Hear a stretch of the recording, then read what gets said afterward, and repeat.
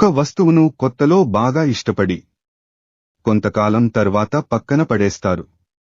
దురదృష్టం ఏమిటంటే ఇదే పద్ధతి మనుషుల మీద కూడా ఉపయోగిస్తున్నారు. ఎక్కువగా నమ్మడం, ఎక్కువగా ప్రేమించడం, ఎక్కువగా ఆశించడం, ఫలితంగా వచ్చే బాధ కూడా ఎక్కువగానే ఉంటుంది. ఒకరు నీ మంచి చెడులు గురించి ఆలోచిస్తున్నారు అంటే అది నీపై ప్రేమ.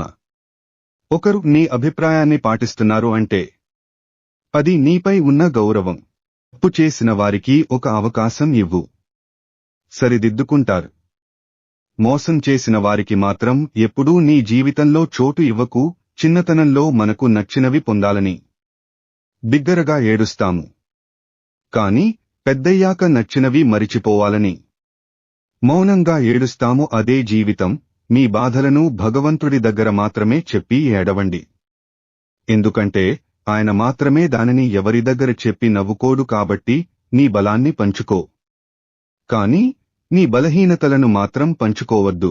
ఎందుకంటే ఇప్పుడు మన అనుకున్న వాళ్లే కాలం కలిసి రాకపోతే మీ బలహీనతతో ఆడుకుంటారు. తేదీలు మారుతున్నా, సంవత్సరాలు గడుస్తున్నా కాలం ఎప్పుడూ నేర్పించే పాఠం ఒక్కటే.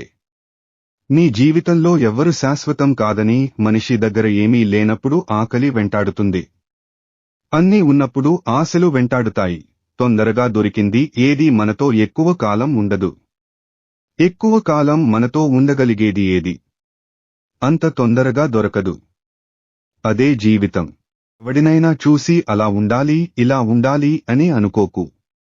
ఎందుకంటే ఆశ పుట్టినంత త్వరగా అవకాశం పుట్టదు. కాబట్టి మనసులో ఎంతో ఈర్ష్య, కుళ్ళు పెట్టుకుని పైకి మాత్రం నువ్వు బాగుండాలి అని నీతులు చెప్పేవాళ్లు నీ చుట్టూ ఉంటారు. జాగ్రత్త. నీ బాధను ముందుగా ఎవరు గుర్తించరు. అది కోపంగా మారితే తప్ప అప్పుడు నువ్వు అందరు దృష్టిలో దుర్మార్గుడివి అవుతావు. ఒకరికి ప్రశాంతత దూరం చేద్దామని మనసులో మొలకెత్తిన ఆలోచన మొదట నీ ప్రశాంతతను దూరం చేస్తుంది. గుర్తుపెట్టుకోబంధం కూడా పక్షి లాంటిది. నిర్లక్ష్యాలు చేస్తే ఎగిరిపోతుంది, గట్టిగా పట్టుకుంటే చనిపోతుంది. ప్రేమతో జాగ్రత్తగా పట్టుకుంటే మనతోనే ఉంటుంది. నీ జీవితం ఒకరి చేతిలో ఆట బొమ్మ కాకూడదు.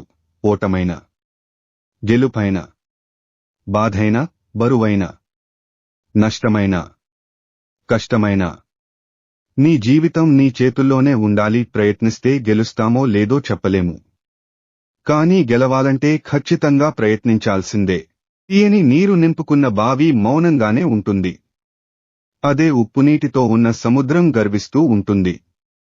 అలాగే అజ్ఞాని అరుస్తూ ఉంటాడు, జ్ఞాని మౌనంగా ఉంటాడు. గమనించుకో.